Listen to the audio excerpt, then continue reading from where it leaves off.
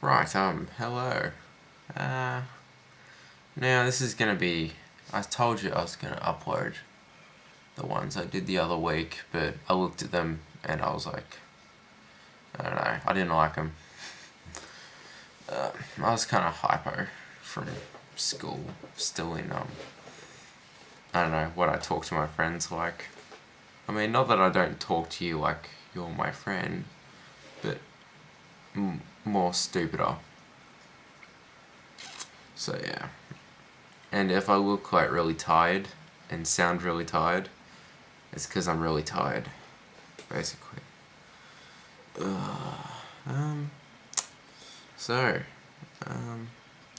Columbine. I hadn't actually heard of Columbine, which is, I don't know, it's something I would thought of knowing about, but now I do, so yeah. Yeah, I read the diary of the guy. He said, what's his name? Harris. No, Eric Harris. And I read most of it. I think his handwriting was terrible. Oh, not terrible. It was like what, squiggly as. I imagine you to be a person with neat handwriting. I do not have neat handwriting.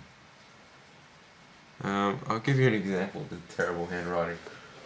Here's my science book. Yeah. Oh, there's a nice slab right there. Look at that. Pure scribbly idiocy. Controlling inheritance. Oh god. Yeah. Kinda random. So yeah. The diary was kind of creepy in the, like, well, you're reading the thoughts of a psychopath before he killed a bunch of people and committed suicide. That's just the first layer, but as you get into it, it's like, holy shit. Like, some things I agreed with, like, not a lot agreed with, but he was frustrated with, like, some consumerism-y issues with the world. Like, just the main stuff that teenage males get pissed off at, like consumerism, everyone thinks they're different when they're not. You know, just Fight Club. But, yeah, he took it a bit further. And, yeah. I don't know, I didn't read the notes from the other guy, but I assume he's about as creepy. So, yeah.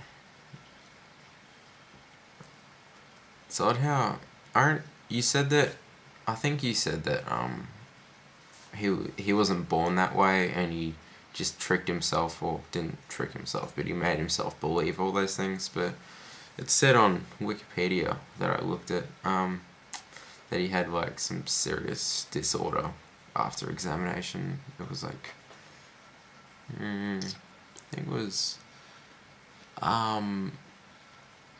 something like superiority complex psychopath, something to do with psychopathy and superiority-ness. I don't know. You did psychology, so you probably understand. It should be illegal for me to try to say these things. I have no idea what I'm talking about. But, well, yeah, so, I don't know if you can develop that kind of thing, but I assume you're born with it. I don't know, this could be just BS.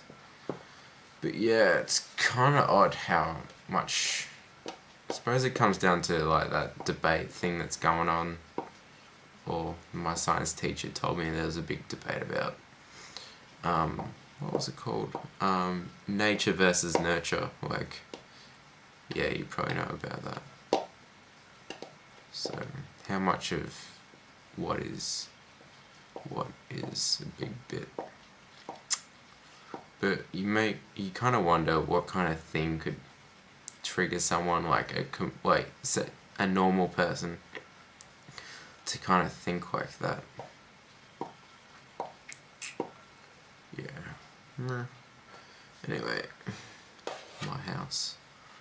Can't show you my house because my house is over there and it's raining. It's raining! Now, I know it's sunny in England, and that's probably exceptional, but rain in Australia is probably just as exceptional as rain in England. I mean, sun in England. I mean, it rains like 350 days a year or something ridiculous in England, I bet. But here it's about just searing hot sun for about half the year, and then the other half is kind of cool. And then you get like a few days of rain. It must be weird to think that people can look forward to rain. Because we look forward to rain here in Australia. Well, the bottom half anyway. The top half gets rained on all the time. Tropics. Oh, this is terrible. I probably sound like... Blah. Anyway. The future.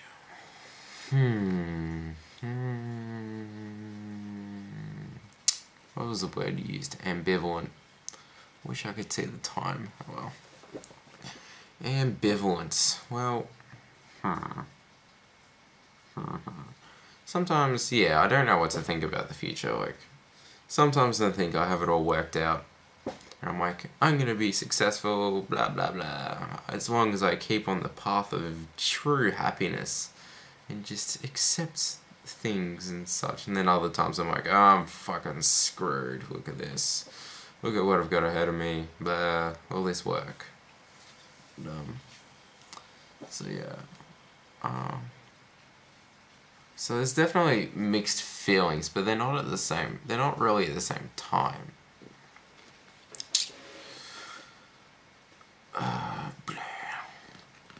I got a question today in a like it was just a sheet that we had to fill out, like a profile thing. One of the questions was how do you know what you believe? And I was like, oh, what kind of a fucking question is that? And I think I answered it with something like, what's that? There was something really stupid like you believe whatever you want to believe because, you know, what you believe is what you believe. I mean, when it comes down to it, your mind isn't that flash. Like, you can trick yourself into a lot of things, like convince yourself. And yeah, like the crazy killer dude, what's he called? You can convince yourself of just about anything, and what you think in the moment, like in the present, exactly what you're thinking right now, that's what you know. And that can change really quick. And I don't know, I thought of something today. It's like, yeah, there's a difference between knowing and believing. I think like knowing is kind of on the top, and then believing is, you know, kind of further down, deeper. Like, you can't change what you believe as easily. And it could be just me screwing around with words. Yeah, that's all I think about, is trying to make smart shit out of words. Well, not smart shit out of words, but like, you know those smart people quotes that you read, like you read a quote and you think, that is true, and it's just like this sentence, it's very vague, and has the important sounding European name under it, and you're like, that is a smart quote, and then I like write them, except I don't have a smart sounding European name, or I'm not at all qualified.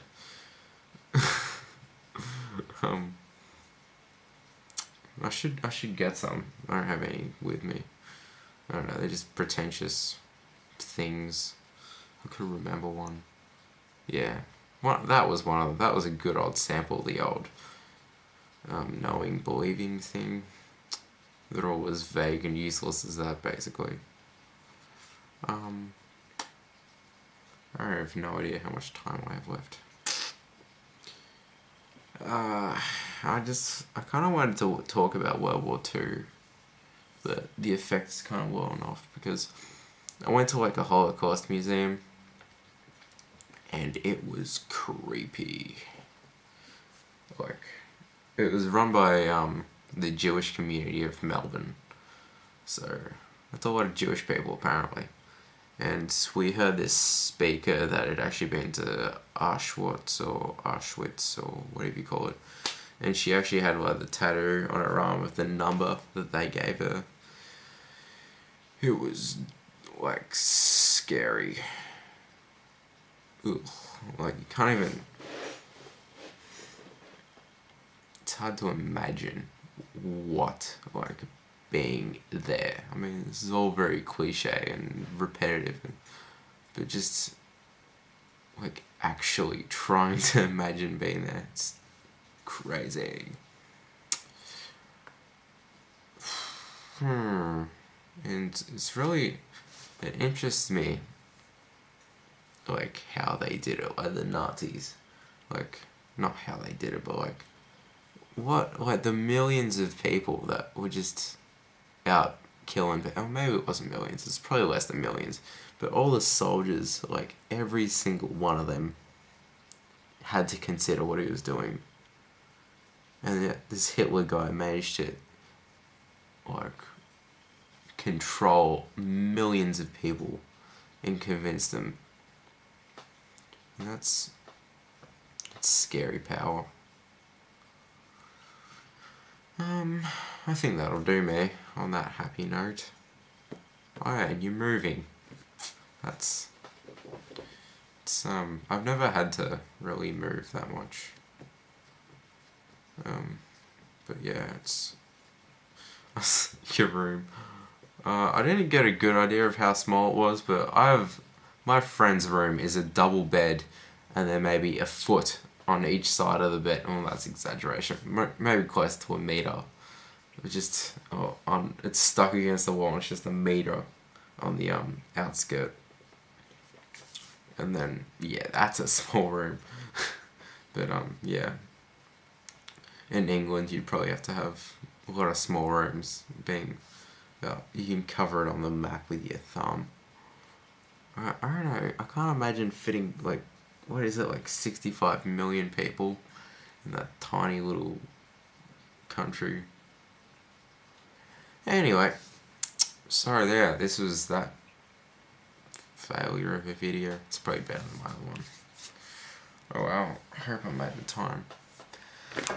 So yes. Anything else to add, Justin? Not